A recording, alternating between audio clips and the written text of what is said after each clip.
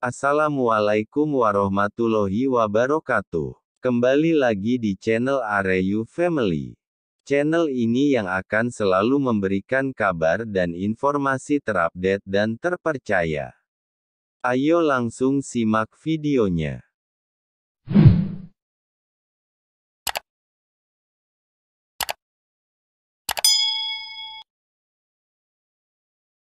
Bagaimana nasib guru honorer pelamar P3 pada PPPK 2022 setelah adanya perubahan prioritas?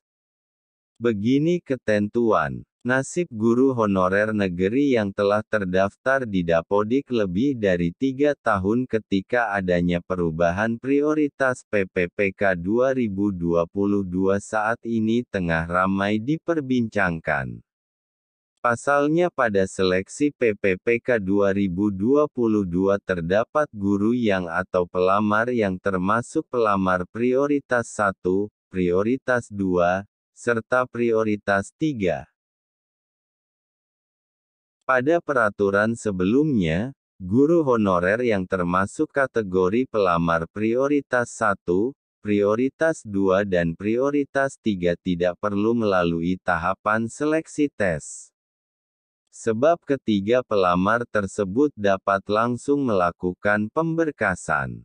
Untuk penempatan guru pelamar prioritas 1, pelamar prioritas 2, dan pelamar prioritas 3 yaitu pada sekolah-sekolah negeri yang membuka formasi PPPK 2022. Berbeda halnya dengan pelamar umum. Untuk menjadi ASN PPPK 2022 maka guru tersebut harus melewati tahapan tes terlebih dahulu. Terdapat perubahan prioritas PPPK 2022, termasuk pada pelamar dengan kategori prioritas 3.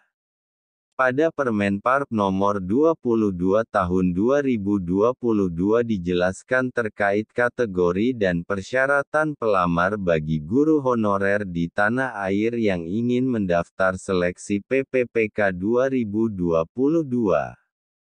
Kategori yang diterangkan pada Permenparp Nomor 22 Tahun 2022 tersebut terbagi menjadi 2 kategori, yaitu pelamar prioritas dan pelamar umum. Pelamar dengan kategori prioritas 1 terdiri dari 1. THK 2 yang mencukupi nilai ambang batas pada seleksi PPPK JF Guru tahun 2021. 2. Guru non-ASN yang mencukupi nilai ambang batas pada seleksi PPPK JF Guru tahun 2021. 3. Lulusan PPG yang mencukupi nilai ambang batas pada seleksi PPPK JF Guru tahun 2021. 4. Guru swasta yang mencukupi nilai ambang batas pada seleksi PPPK JF Guru tahun 2021.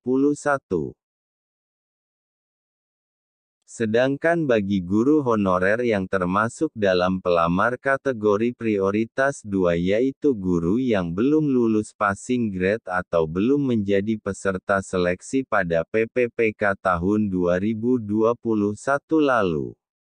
Pada Permenparp Nomor 22 Tahun 2022 dijelaskan bahwa pelamar prioritas 2 sebagaimana yang dimaksud merupakan guru THKII.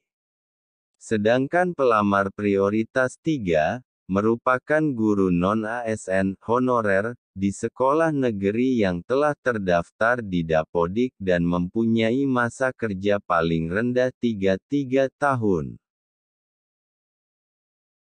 Perubahan kategori PPPK 2022 nantinya, yaitu akan adanya penggabungan pelamar prioritas 2 dan pelamar prioritas 3.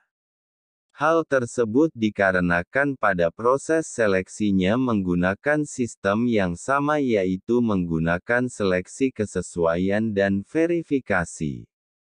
Seleksi kesesuaian dan verifikasi tersebut dilakukan dengan mempertimbangkan dimensi kompetensi, profesionalisme, pedagogik, sosial dan kepribadian. Peluang pengangkatan guru honorer berdasarkan hasil audiensi dengan Komisi 10 DPR pada PPPK 2022.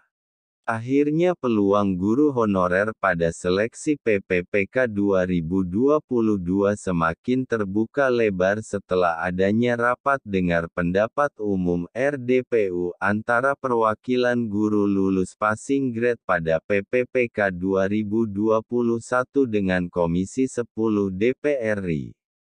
Sejumlah guru honorer yang tergabung dalam guru lulus passing grade tersebut diundang secara resmi oleh Komisi 10 DPR RI dalam RDPU pada Rabu tanggal 6 Juli tahun 2022.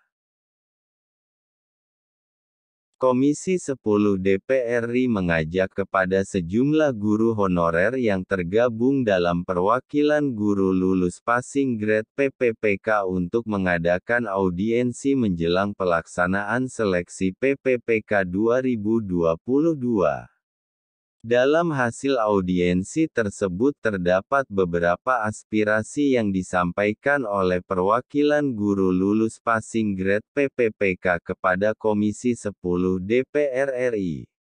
Beberapa aspirasi yang disampaikan pun berkenaan dengan peluang guru honorer terutama yang telah lulus passing grade PPPK. Berikut ini adalah beberapa aspirasi yang disampaikan oleh perwakilan guru lulus passing grade PPPK kepada Komisi 10 DPR RI.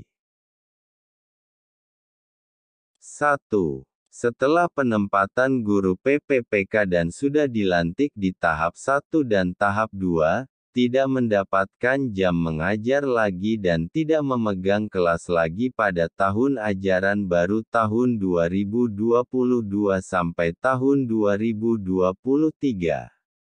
2. Memohon agar Komisi 10 DPR RI dapat mengundang pemerintah daerah Pemda terkait pengajuan formasi dan ketersediaan anggaran PPPK. 3. Memohon agar tenaga kependidikan Tendik untuk diperhatikan dan diadakan seleksi bagi yang telah mengabdi selama bertahun-tahun. 4. Berharap agar guru yang ikut seleksi PPPK dan telah lulus passing grade dapat segera diberikan SK terutama bagi pelamar prioritas 1. 5. Memohon agar guru sekolah swasta yang telah lulus passing grade untuk tidak dikembalikan lagi ke sekolah asal. 6. Formasi bagi guru bahasa Inggris yang telah ikut seleksi PPPK tahap 1 dan tahap 2 tidak lebih dari 10% dari jumlah formasi yang tersedia. 7. Di Provinsi Jawa Barat terdapat guru lulus passing grade sebanyak 10.397, dan sebanyak 6.425 akan mendapat formasi, sementara 3.972 guru lulus passing grade belum mendapatkan formasi yang berada di mapel PKWU, PAI, Bahasa Inggris, PKN, PJOK, dan guru SLB. 8. Dari 15 kabupaten di Provinsi Lampung, baru 2 kabupaten saja yang telah memberikan SK kepada peserta seleksi tahap 1 dan 2. 9. Terkait nasib guru yang sudah terlanjur di PHK yang sampai saat ini belum mendapatkan SK. 10. Menyerahkan tabulasi berbagai persoalan pada tes seleksi ASN PPPK tahun 2021. 11.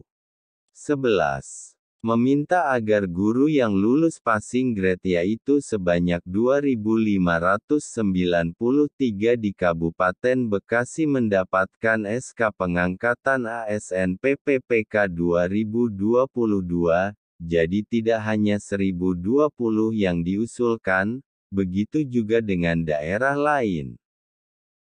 Demikian info terkini, semoga bermanfaat. Terima kasih dan wassalamualaikum warahmatullahi wabarakatuh.